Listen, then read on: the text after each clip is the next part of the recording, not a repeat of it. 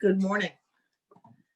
It is Sunday, the 10th of January, 2021, and the following is the sermon that I just gave for the Unitarian Universalist Church in Housatonic. The title of the sermon is, Who is the Other?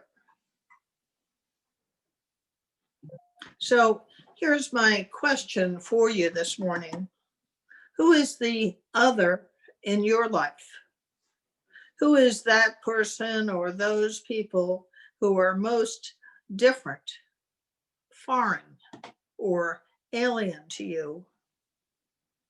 Who is it that if you saw them walking down the street towards you, literally or figuratively, that you'd cross over to the other side? And what exactly is it that makes you fear this other?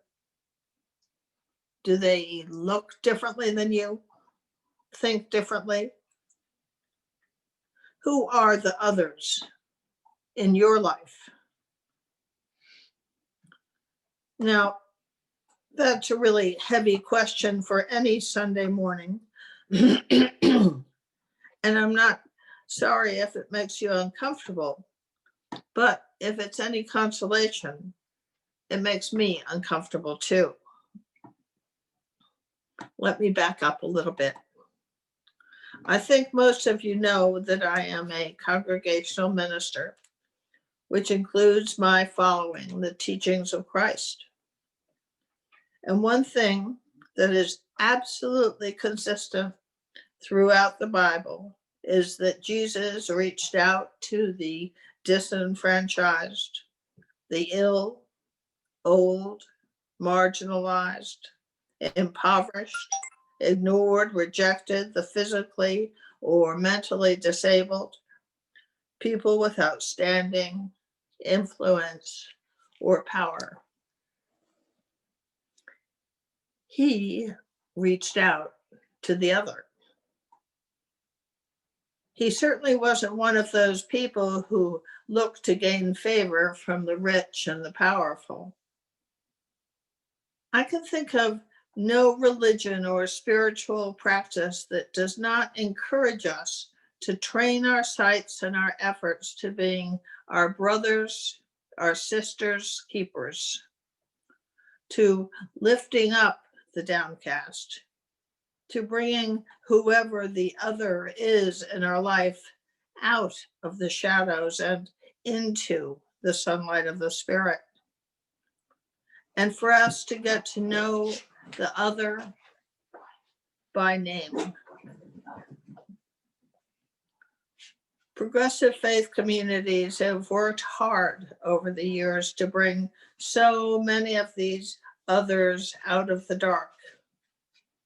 Women and people of color, gays, lesbians, transgendered people, physically challenged people, immigrants, all of those others that are shackled by racism and anti-Semitism. We have come so far, and we still have so far to go. We can still name who the other is in our lives, which means there are still doors that need opening to understanding, spiritual doors that need to allow in much more light and so much more love. And what about that other? That relative or friend whose politics are in direct opposition to yours. That other who you hope against hope won't start talking about politics. Or what about that person who is fully owned by their addiction to alcohol or drugs? That person you don't know how to help, so you've turned away, making them other. Oh, this is all sounding very grim, isn't it? Well, in a way it is. And in another way, it isn't. If we are wanting to break open our own hearts in order to love better and be loved better, then we need to look and see who we have closed our hearts off from or never opened our hearts to. Those others who scare us, those we don't understand, that are different from us, that we perceive as threatening.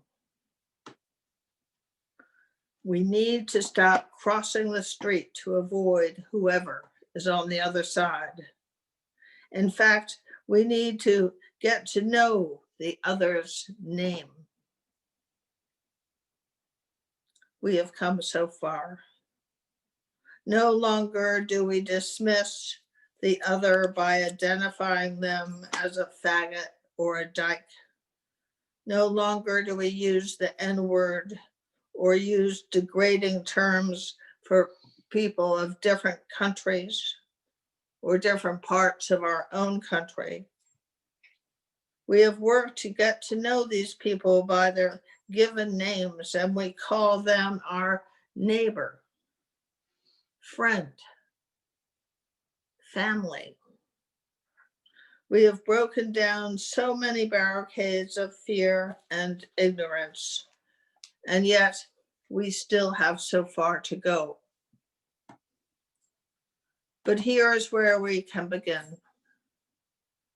In this moment of pause and quiet, we can ask ourselves, who is the other in my life?